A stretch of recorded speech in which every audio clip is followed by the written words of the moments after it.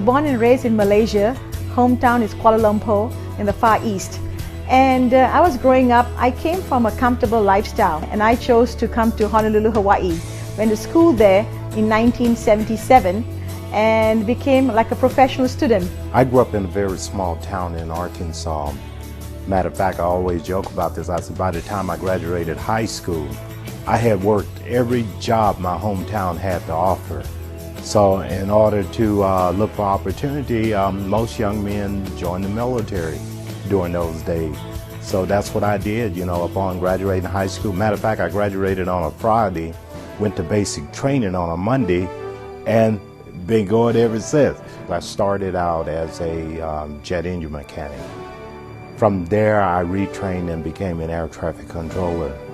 And then during my years as an air traffic controller, I later retrained and became a mechanic again.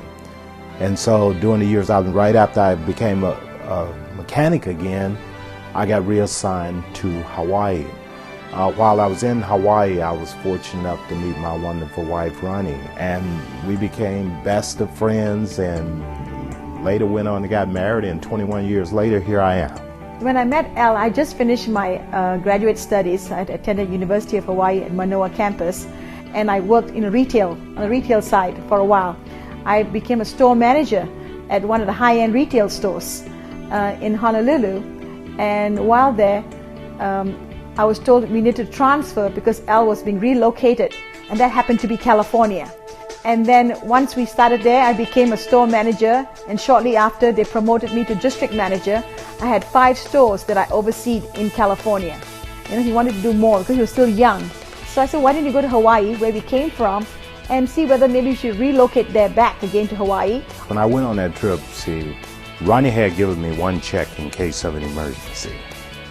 Now I'm walking the beaches of Waikiki, and someone approached me, and they're telling me about a business opportunity. A business opportunity was the last thing on my mind. But I happened to show up that night. I pulled out my wallet. I wrote a check for $195.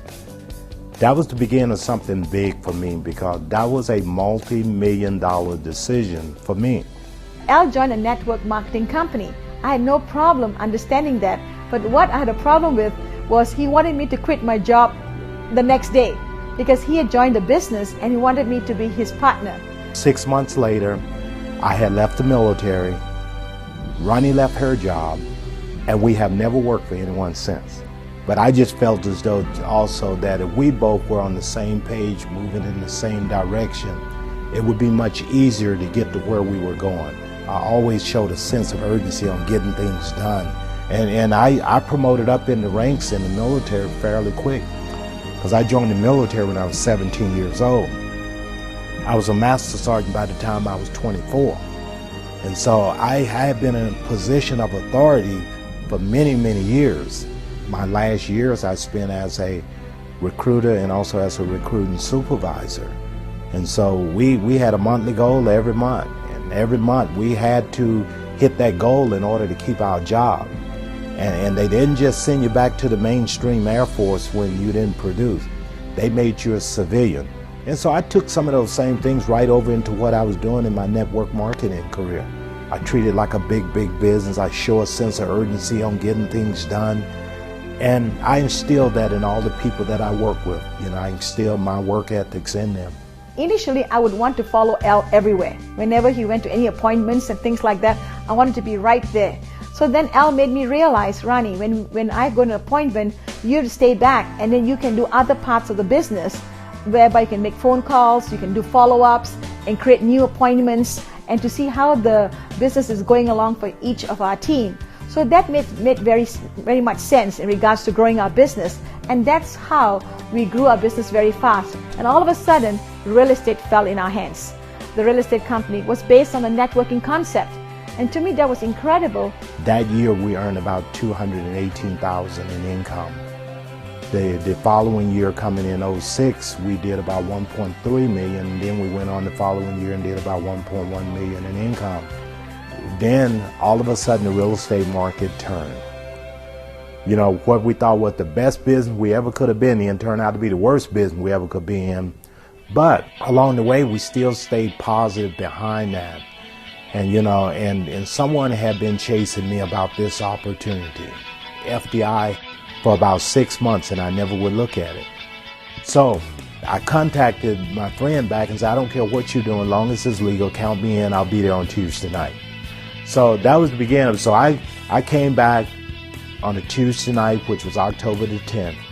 I showed up in Rancho Cucamonga and couldn't wait to get started. So we knew our work ethics between Al and myself, that we were going to do well, but in a sense we didn't realize what this business was going to be about. I just knew that the next business had to be network marketing too, because we just left the first two. We knew that we had to show a sense of urgency on getting position and get some cash flow coming quickly. And so that's why, you know, we took off out the starting gate, just really going at it. And even today we're going at it like no tomorrow, because, you know, I truly believe there may never be another opportunity as great as this one. And I want to take full advantage of it. It's not about who has the most superior knowledge.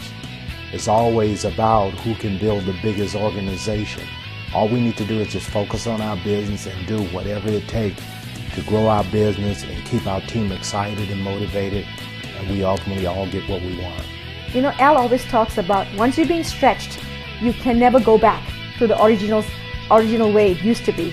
We've been making a strong 6-figure income for a long time. So it's no longer 6 figures, it's going to be 7-figure income monthly, not just yearly, but that's our goal, because we know it's going to happen. If you believe in what you're doing, if you have a passion for what you're doing, the rest is easy. The reality is that FDI has been a life-changing event for the two of us, and I know it's only going to get better from this point on.